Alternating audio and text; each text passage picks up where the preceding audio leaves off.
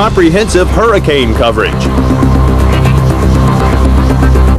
Hurricane Bertha continues to slow down this evening, but still packing quite a punch, still a Category 2 hurricane, and we've got the latest. Thanks for joining us. I'm Mike Seidel here in the Weather Channel Forecast Center, joined by our tropical specialist, John Hope. And John has been here all day, and we want to get his observation of what's going on. And here are the latest numbers from the National Hurricane Center, John.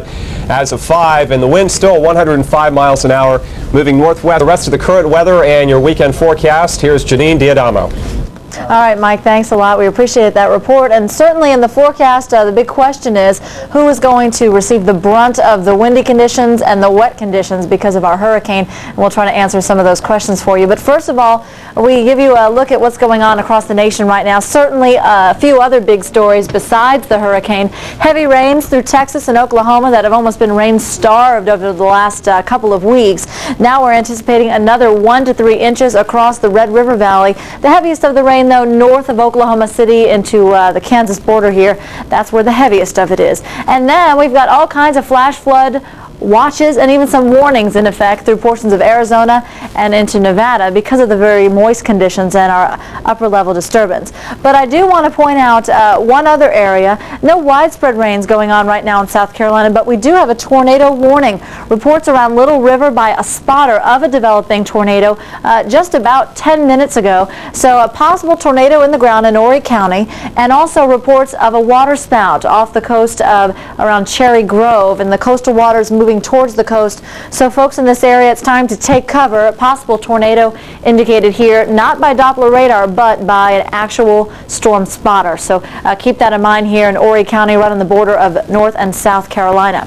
Further to the west we go, and here's what's going on here. A front dropped on in, and don't let this fool you. Cooler air only for the moment in the northwest, but over the next couple of days what we're going to find is an offshore wind really heating things up both in Washington and in Oregon around the Columbia River Valley. We'll be dealing with temperatures in the 90s over the next couple of days. In the southwest, well, here's our disturbance. We've got all that monsoonal moisture moving on in. The grounds have been pretty saturated over the last couple of days through portions of Arizona and northward, and some very heavy rains right now. As a matter of fact, a severe thunderstorm warning still in effect in northwest Arizona and Mojave County. I believe it's this thunderstorm right in here we'll be keeping a close eye on. Some of these thunderstorms will drop not only very heavy rains and frequent lightning, but possible hail with these thunderstorms. South of Albuquerque, it looks like you're getting some rain as well. Some pretty heavy showers, not under flash flood watches in New Mexico.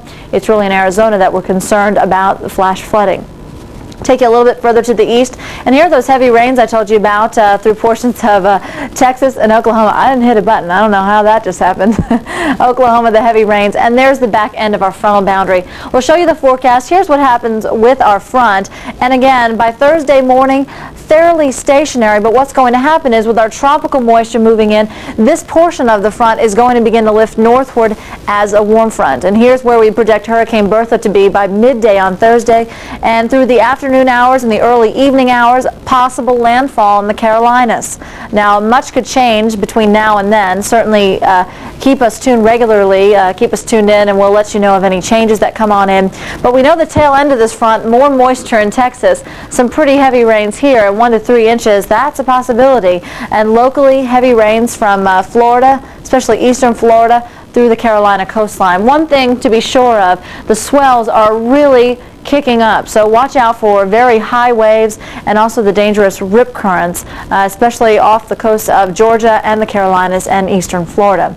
Overnight lows up into the 60s. It's warmed up quite a little bit after the 40s last night in Minnesota and Wisconsin, and we'll find temperatures generally below normal with 80s all the way down to New Orleans and Lake Charles, Louisiana. 90s, well, we're getting back to our seasonable normals in the southeast. We'll find temperatures pretty hot and pretty sticky for your Saturday and for your Sunday in the southeast. Meanwhile, here's that heat I told you about in the west. Temperatures warming up into the 90s in the valleys.